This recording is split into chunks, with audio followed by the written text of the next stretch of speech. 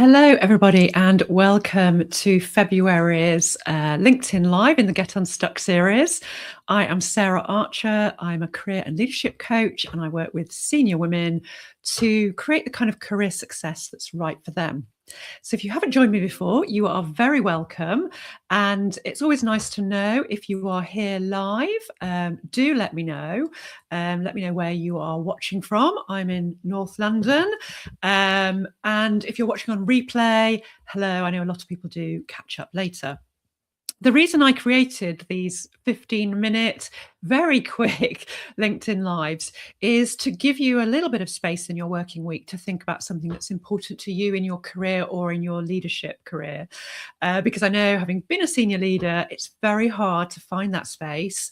The day job is so full on to really think about where you're heading, what you want, what's important for you, what your challenges are, and how to manage them.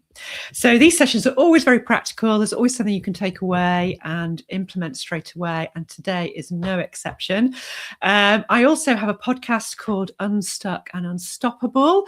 So if you prefer to consume your content when you're out walking or at the gym or wherever, you can also tune into the podcast. There's very similar topics there as well.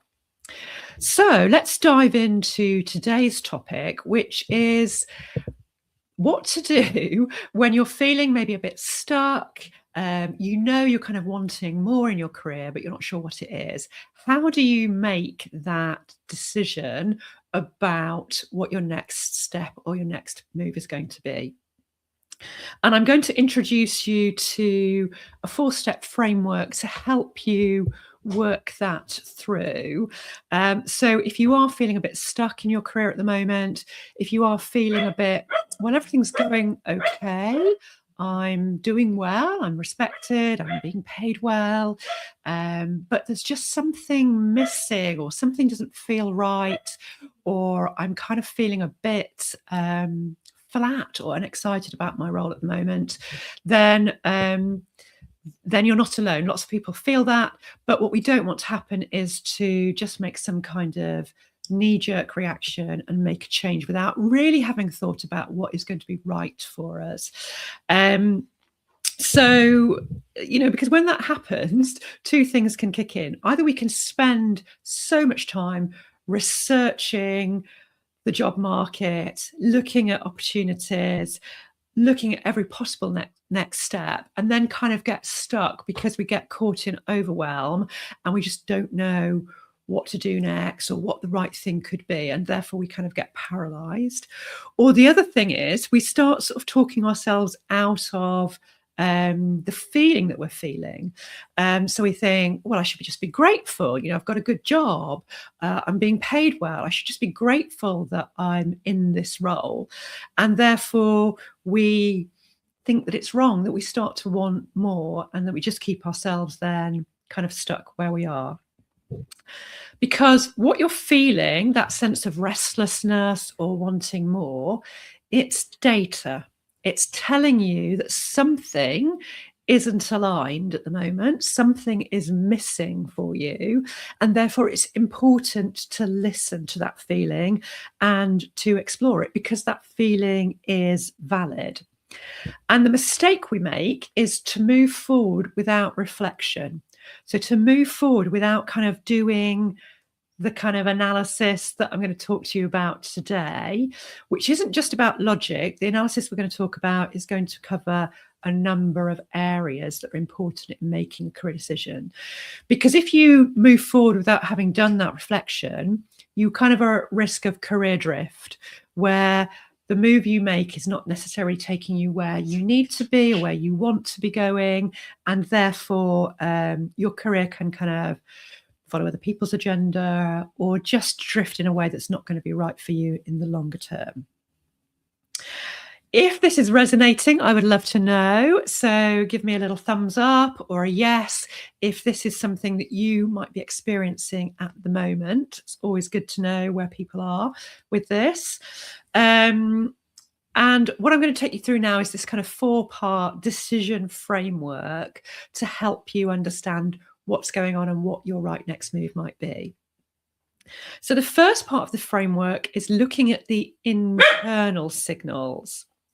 Now, my dog is starting barking. I just need to let her out. Just bear with me 1 second. This is the perils of doing a live when you have a dog in the room in your office with you. So the first part of the framework is the internal signal.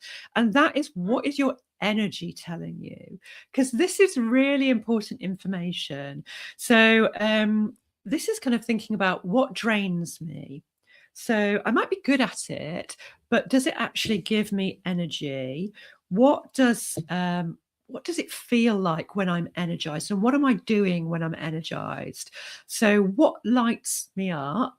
And what do I really enjoy and look forward to doing? And I want to do more of, so where is your energy being pulled towards?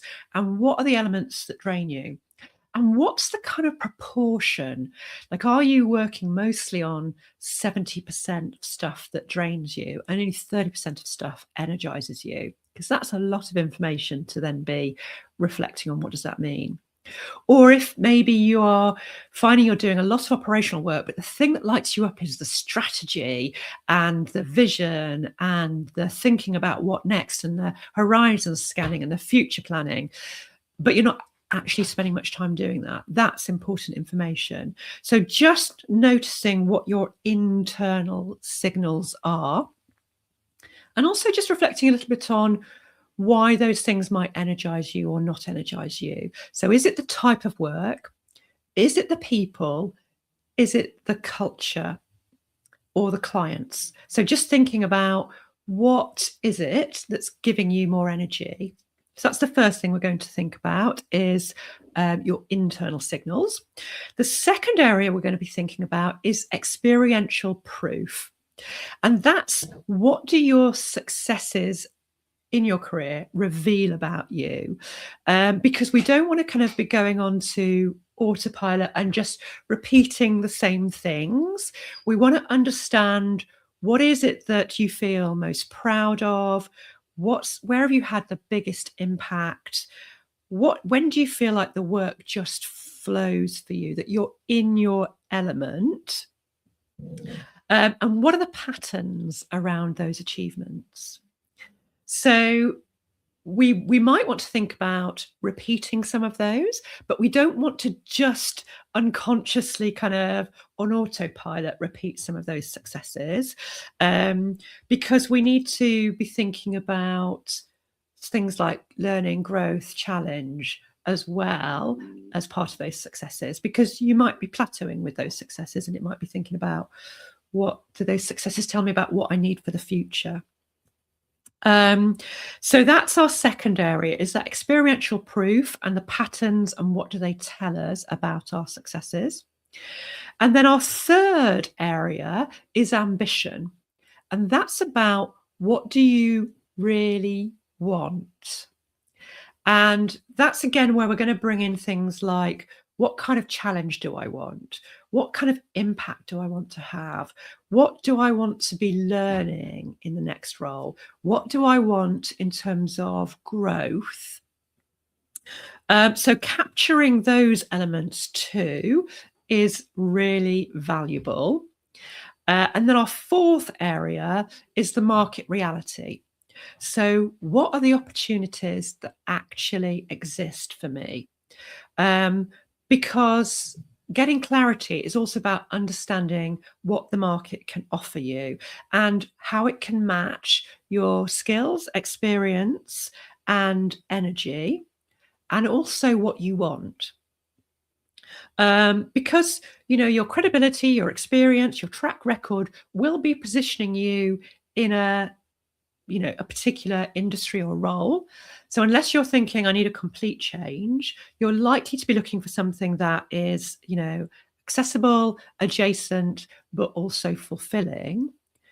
But we also want to bring in your current role, because that reflective piece around your internal markers, your ambition, your experiential proof can also give you information about what's not working in your current role that could change. because it doesn't always mean you have to make a move. It could be about recrafting your current situation. So it could be around, okay, is it again people, the type of work, the culture, the opportunities that I could have in my current role? Is it worth me actually looking at how I could get more of what I need from my current role, or does it actually mean a step outside of where I am currently? So then when you bring those 4 elements together, so the internal markers, the experiential proof, your ambition, and the market reality, then you can join the dots and start to see what that next step might be, whether it's external to your current company or internal to your current company. And it also gives you some criteria, some decision-making criteria for evaluating whether potential opportunities are going to be right for you and are going to give you what you need.